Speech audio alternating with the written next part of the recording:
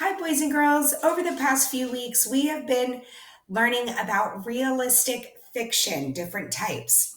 One type we've learned is a fable. Can you turn and tell somebody what a fable is? A fable is when you learn a moral or lesson from the story. We also read folk tales. Check. Folk tales are imaginary stories that cannot happen in real life. And we talked about from certain stories last week what could not happen in real life. This week we are doing fairy tales. Those are stories about magical people and lands. Magical people and lands. And also those stories cannot happen in real life, right? Okay, today we're going to focus on what's called an episode. Okay? Today, readers discover that fiction books are made up of episodes by noticing that characters act a certain way in the setting. Today, I'm going to read a story called The Frog Prince. And there's basically two episodes in that story. An episode is where the setting changes and characters act a certain way. So in this story, I'm going to tell you what the settings are. The settings are the forest and the palace. And you're going to write about how Jade, the princess, acted a certain way in the forest and at the palace. So let's get to that and I will read that. Okay. Okay. This is called The Frog Prince. I also want you to be thinking about, what do you notice that's the same among fairy tales? Okay.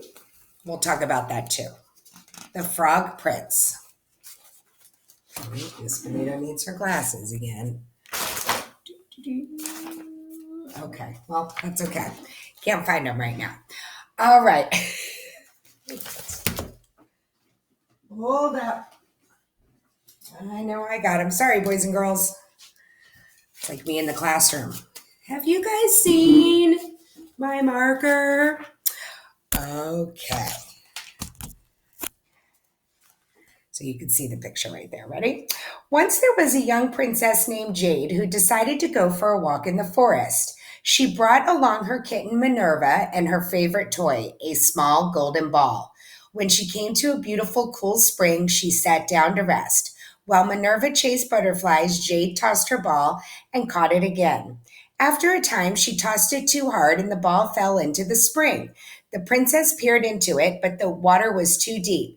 She could not see her golden ball. Oh, she cried, I would give all my jewels and beautiful clothes if only I could have my golden ball back.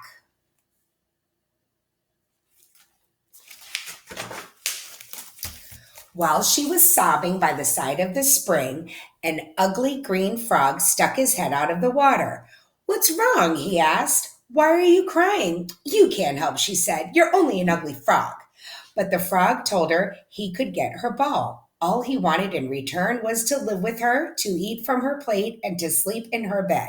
Now, this seemed very strange, but Jade thought the frog would never come to the palace, so she agreed to do as the frog wished. The frog swam to the bottom of the spring, brought up the golden ball in his mouth, and dropped it at her feet.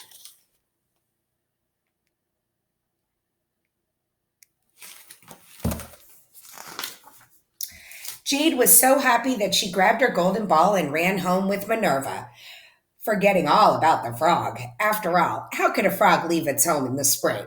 Wait, called the frog after her, but Jade ran on. The next day, just as the royal family sat down to dinner, there was a knock at the door. The princess herself answered it.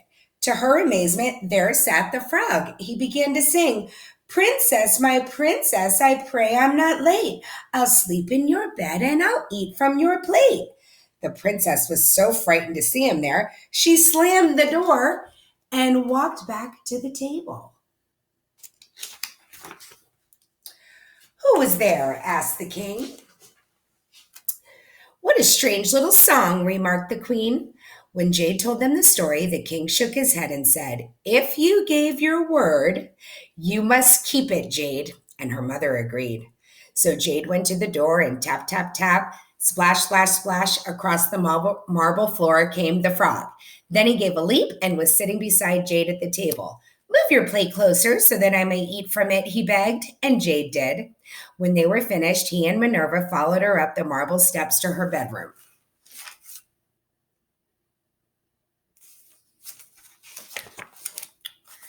Jade felt sure she could not sleep a wink with that frog in her bed, but he rolled himself to the edge of the covers and stayed quite out of her way, so all three slept soundly. When morning came, the frog gave a little bow, hopped down the stairs, and went off toward the forest. Jade hugged Minerva close and breathed a sigh. "That's the end of him," she told Minerva. But the next evening, just as the royal family sat down to dinner, there was a knock at the door. Jade opened it, and there was that ugly green frog as before, singing his song again. Before she could say "go away," he had tap tap, splash splashed across the floor and leaped onto her chair as before. Minerva hissed and arched her back, but Jade moved her plate closer to the frog. When they were finished, she hopped up the marble stairs behind her and leaped onto her bed. This night, Jade didn't mind the frog so much. After all, he was polite, and he sang so very nicely. The next morning, the frog returned to the forest, and on the third night, he was back again.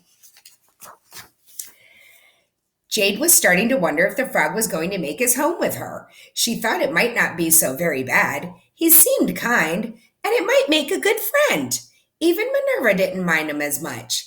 The frog ate from her plate and climbed into her bed, as usual the third night. But before he fell asleep, he sang another song. "You have kept your word, and now it's sunrise. You will be rewarded with a big surprise." The princess wondered about it for a long time before she fell asleep. Whatever could that frog mean? What do you think is going to be the surprise in the morning? When Jade awoke at sunrise, she was astonished to see the most handsome prince she could have ever imagined. He was standing by her bed, gazing at her. The frog was gone. The prince's name was Roland. He told her he had long ago been enchanted by a wicked fairy. The fairy changed him to a frog and threw him into the forest spring. "You will remain as a frog," she said, "until some princess lets you eat from her plate and sleep in her bed for 3 nights." "And so you did," Prince Roland said. "Come with me to my father's kingdom and be my wife. I will love you as long as I live."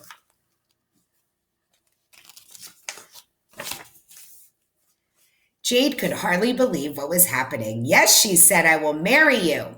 They ran downstairs and told the king and the queen. Roland explained about the enchantment and the fairy. "And then this morning there he was, standing by my bed," Jade exclaimed, "and I knew I wanted to marry him.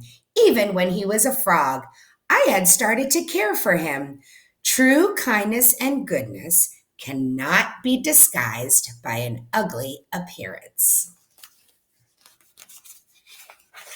See, if you're kind inside, it just comes out and makes you beautiful. Jade's father gave his blessing to the young couple and his thanks to Prince Roland. "You have taught my daughter not only the meaning of patience, but the importance of being true to one's word." Soon after, Princess and Prince were married, and nearly everyone in the kingdom came to see them. Prince miraculously transformed from a frog to a handsome young man because of Jade's good deed. Then, with a tearful farewell, the couple departed for Roland's native country. There, his parents, the king and the queen in that land, made them welcome. From that day forward, Jade was careful how she treated small animals in the forest, for she was never exactly sure which one was bewitched and which one was not. Okay. So this week we're going to talk about what do we notice in fairy tales that is the same throughout stories, okay, throughout fairy tale stories. But today you're going to focus on the episodes of the fairy tale. The episodes are when settings change, and you'll notice characters may act differently in those settings, okay? So here in your composition book, you can write the Frog Prince. Sorry, I should have put settings over here more, but settings, there's just two, the forest and the palace. And I want you to write some words or sentences how Jade's actions are changing from the forest to the palace. Okay, and we'll talk about those tomorrow during morning meeting. Okay, boys and girls, thank you. Off you go.